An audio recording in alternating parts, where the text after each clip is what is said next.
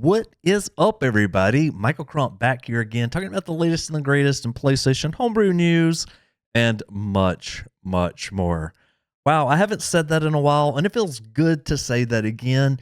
And well, this is a great episode to say that on because as of right now, we do have Kstuff support for version 5.50 on the PlayStation 5.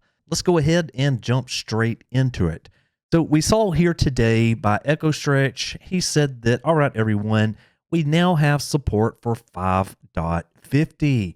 And then he states, we're still working on 5.0x and 7.61. So for the 5.0x, that would obviously be 5.0 and 5.02. And we already know that recently we got support for 5.10. and 5.50 was one of the missing ones.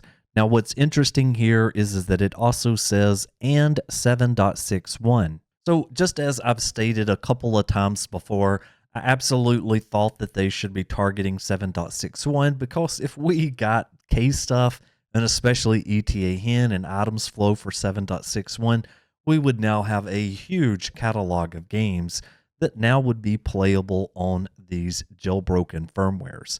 Now, there is a few things in here, and the biggest one is for Slayer's Gorvy for creating this project, and also a big thanks to Buzzer and a few other people here. Now, you can go ahead and download the kstuff.elf, and you would be able to run things like packages, PS4 fake packages, etc., but you wouldn't be able to run any of the PS5 games until we get an update there for ETA Hen, as well as get a new version of items flow. And when this recently happened with 5.10, those came along very shortly after, and I would expect this to probably be updated before you wake up tomorrow. Now, the great thing with this release is that we also saw a brand new version of idlesauce's PS5 self-decrypter fork that he did, and we can see that in this brand new version 0.3 that there is now fixed 7.x data cave offsets. Again, credits there to Echo Stretch for that, but most importantly here is that this new PS5 self-decrypter does support versions 3.xx all the way up to 7.61. So that is a major accomplishment. If we can start dumping 7.61 games and then we get Kstuff and ETA Hen support, then it's going to be a fun couple of months upcoming.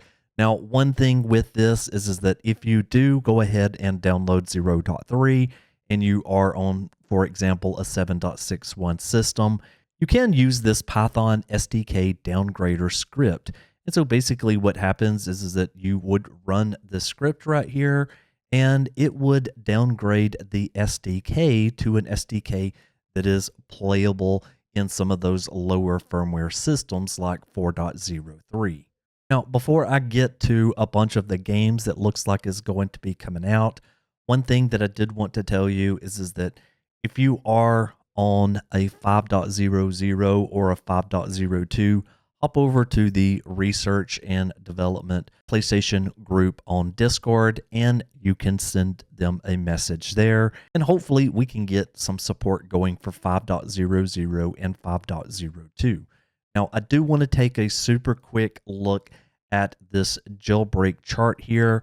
And what we can see here is that now on versions 5.0 to 5.50, we can see that the primary kernel bug here is going to be UMTX, as well as we can already do things like get debug settings. And ETA Hen is only compatible right now with 5.10, but it will be coming along shortly. And then 5.50 finally gets a check mark in it because it does get Kstuff support.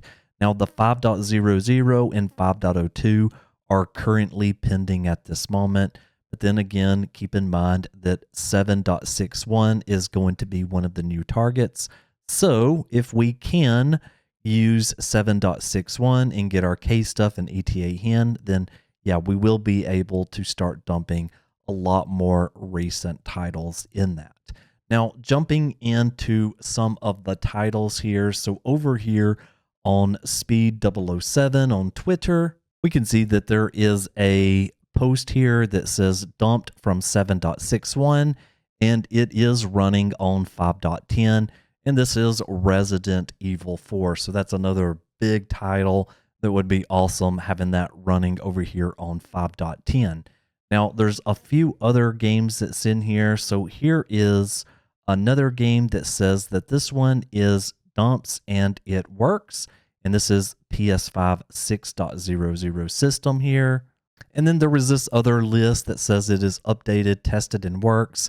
And most of these are titles that we already kind of knew that we had. But one thing that I thought was interesting here is that down here at the bottom, there is a couple of games that he has started adding in the updates too.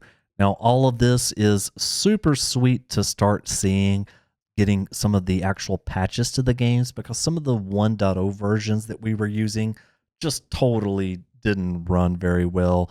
They might have had crashes or other problems. Anyways, just wanted to make a quick video here and give you a bit of an update on everything that's going on. As always, don't forget to subscribe to my channel if you want to see more content like this, and also share the content on other social media platforms. Thanks so much for watching, and I'll see you on the next one. Michael, out!